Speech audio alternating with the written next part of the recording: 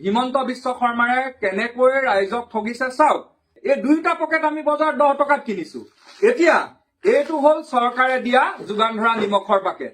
এই নিমখৰ পকেটটোত নিৰ্লজ্জভাৱে মুখ্যমন্ত্ৰী হিমন্ত বিশ্ব শৰ্মা ডাঙৰীয়াৰ ফটোখন আৰু আনফালে প্ৰধানমন্ত্ৰী নৰেন্দ্ৰ মোদী ডাঙৰীয়াৰ ফটোখন সম্বলিত কৰিছে। মানে মানুহে যেতিয়া নিমখৰ পকেটটো খুলিব তেতিয়াও মুখ্যমন্ত্ৰীৰ ছবিখন দেখিব লাগিব, তেতিয়াও প্ৰধানমন্ত্ৰীৰ ফটোখন দেখিব লাগিব।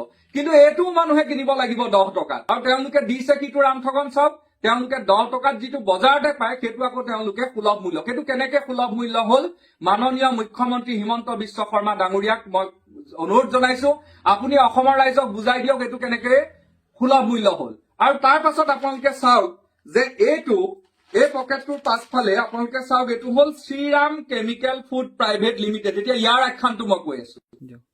এতিয়া এইটো হল শ্ৰীৰাম কেমিকেল প্ৰাইভেট লিমিটেড। এইটো গুজৰাটৰ এটা কোম্পানী। এই কোম্পানীটোৱে ভাৰতীয় জনতা পাৰ্টিক যোৱা 10 বছৰ ধৰি যেতিয়াৰ পৰা ভাৰতীয় জনতা পাৰ্টিৰ চৰকাৰ হৈছে তেতিয়াৰ পৰা তেওঁলোকে কোটি কোটি টকা তেওঁলোকে চান্দা হিচাপে আগবঢ়াইছে। মানে সেইটোৰ খাতিৰতে এই কোম্পানীটোক, এই যি নিমখৰ পেকেটৰ কোম্পানীটো, এই কোম্পানীটোক আমাৰ হিমন্ত বিশ্ব শৰ্মা ডাঙৰীয়াই তেওঁলোকৰ লগত কন্ট্ৰেক্ট কৰি অসমৰ ৰাইজক ৰামঠগন দিছে। মানে এতিয়া অসম চৰকাৰে নিমখৰ বেপাৰ কৰিবলৈও ললে। অসম চৰকাৰে এতিয়া নিমখৰ বেপাৰ কৰিবলৈও বাদ নিদিলে।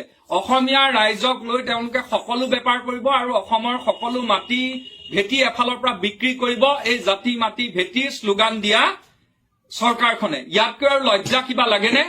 মুখ্যমন্ত্ৰী ডাঙৰীয়া, যদি আপুনি ভিডিঅ'টো দেখিছে তেতিয়াহ'লে ইয়াৰ প্ৰত্যুত্তৰ দিয়ক। কেনেকৈ এইটো সুলভ মূল্য হল এই কথা আপোনাৰ পৰা আমি জানিবলৈ বিচাৰো।